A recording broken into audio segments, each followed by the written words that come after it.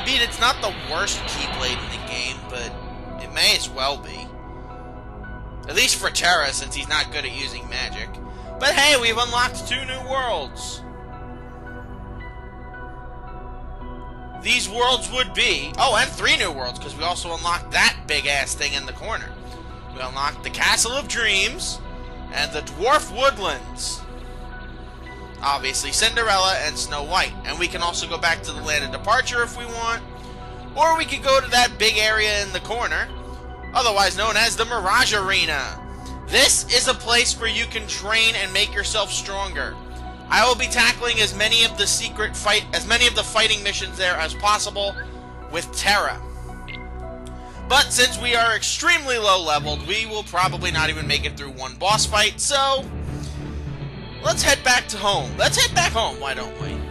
There's always some treasure lying about, including a soothing crystal, which, in case you wouldn't have guessed, the soothing crystals are mostly for defensive and healing items. So when you get it, you can get abilities like Defender or item boost, as we already have, or HP boost, which will give you a little bit of a boost to HP, which you'll need in critical mode because your max HP, I think, is like half of what it would normally be in a difficult playthrough of the game. I don't know. How does that help somebody fight? How does any of these help someone fight? And why do I need health orbs on a world where there are no one versed?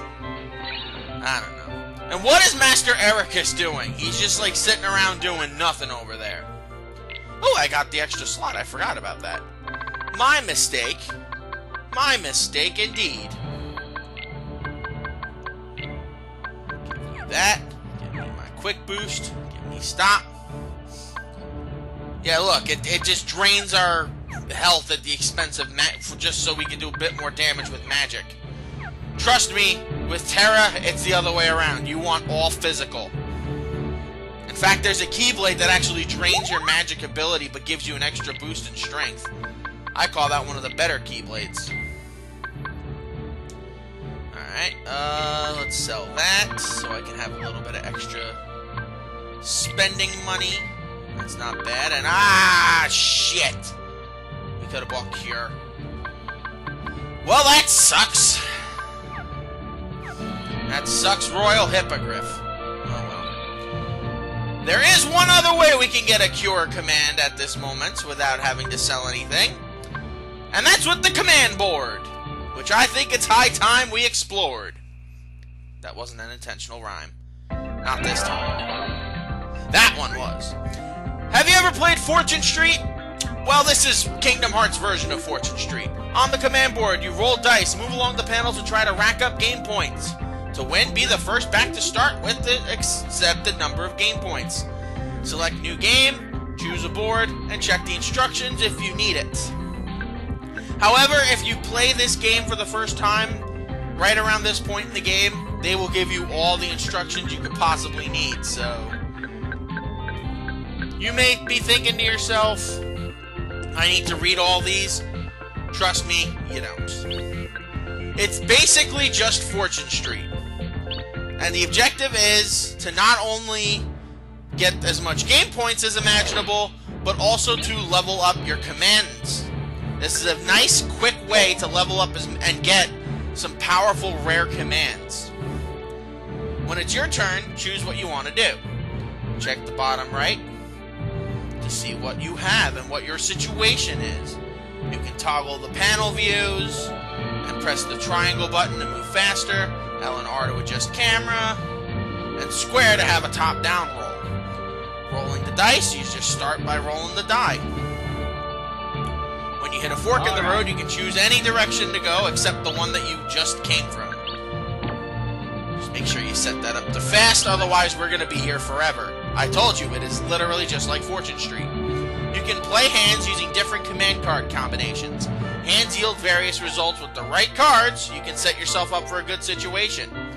So, as of this moment, we have 5 cards, as we would have to start. We have the ability of Stun, which can stun an opponent. 2 dice, which lets us use 2 dice. Navigator, which we have already. We can go any way we want. 3 dice, which obviously lets us use 3 dice. And Double Toll, which lets us have double the...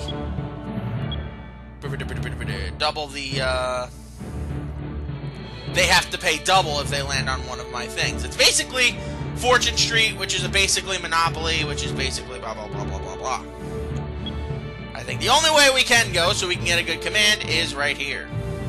The deck commands you own serve as your game pieces. Symbols are assigned to them. Land on an empty panel, you can pay GP to place a command there. Whenever opponents land on your panel, they must pay a toll. Commands you placed on the board are powered up at the end of the game based on their value and your final rank. So you'll want to keep going more and more so you can get higher commands and stuff. And each player has their GP wallet and their wealth. Your wealth is the most important part. Because you can have no spending money while also having, what is it? I had it at 10,000 GP. You can do that and not have to worry about anything. Yeah. Sorry about that. My turn. Now, yes, you can. Now, why I said you can get some rare commands on here is that obviously your opponents will be placing commands on there as well. So instead, you might want to be interested in landing on one of theirs so you can purchase it. Or in this case, land on a bonus panel and get a free command just for landing on it. Checkpoints in the start panel. Pass through a checkpoint to earn bonus GP and collect 1 command card. The ones you've been through are marked. Check your nameplate to find out which checkpoints you've passed. Pass through all 4 checkpoints and then pass the start panel to collect more bonus GP and restock your command cards. The bonus changes as you level up. Some commands are placed on the board from the get-go. Land on one of these bonus panels and you can acquire a brand new deck command. Sometimes it's basically just another quick blitz. Other times it'll be something a little bit more powerful like we have with Poison Edge, which is a move that will basically poison any opponent that we hit with it as long as they can be poisoned. Alright, Aqua, what are you doing, girl? And I can't get a Monopoly now. Because yes, Monopolies do exist in this game. If you have both panels of the same color, or all of the panels of the same color, depending on what it is, you will have a Monopoly. But I will have 2 in a row that will get me a little bit of extra spending money. Or a little bit of extra value to myself. And if she wants to buy it, now she'll have to pay 10% more than she would normally have to. And don't worry, it's not... If they land on it, they do have the choice of whether or not to buy it. But it's not like you pay double what I paid. You have to pay 5 times what it's worth in order to buy it off of me. So this game can get very hectic. And Aqua just ruined my plans. I don't know why she likes to ruin my plans, but she ruined my plans. And... okay. I don't have enough for that other post, but... This is a special board. Special space. Unfortunately, I can't land on that one. But basically, on this board only, if you land on one of the purple checkmark thing, purple space things there, you can teleport to any space that you want to teleport to at any given time. You don't have to worry about anything like that, blah, blah, blah. You can spend GP to raise the panel's level, which will basically not only increase the amount of experience it gets, but you can also increase it so they have to pay a higher fee. Not only to buy it, but also for a toll should they land on it. I want that one to be leveled up more so Aqua can't buy it off of me. That bitch. I'm on to her. I'm on to her nonsense. And Ven gets to skip it. Of course he does. Now, just because the purple space allows us to move freely onto any space, that does not mean that's what it does on every map. There are several different map area board thingamajiggers, whatever the hell we're calling it. I'll stick with board. There are several different boards that we unlock as we play the game. Not all of them are the same. Some of them allow you to steal money from opponents. Some of them allow you to double your GP based on what you roll or how much things you own. Some are just completely random. Like there's one from a particular world with a bear that has a very little brain that has you get stung by bees sometimes. That's the way. Or you can collect honey. You never know, and that's what matters. I'm gonna use this one, which is basically prevents me from having to pay if I land on if I get a bad roll. And level up, or do I go for another? I'll go for another one. I can't play this game too ballsy, you know? Alright! You never know, I would like to win one of these games. And then there's actually one particular board where you can actually move your opponent to any space you want, which can not only sabotage them from getting good points, but could also net you a ton of GP. Like, let's just say there's an area over there where one of the things costs 1,500, and if you land on it... oh, I got that now. GP Magnet, if you have one of each of the types of cards, you can get free money, basically. Unfortunately, that wouldn't really help me out here since I only have 4 command spaces. Prize cubes and damage panels. Land on a damage panel and you have to pay what's there. And if you're riding on the prize cube, whoever manages to break through that will not only get whatever the bonus is for breaking it, as you saw that Aqua got before, but they will also get... Thank you!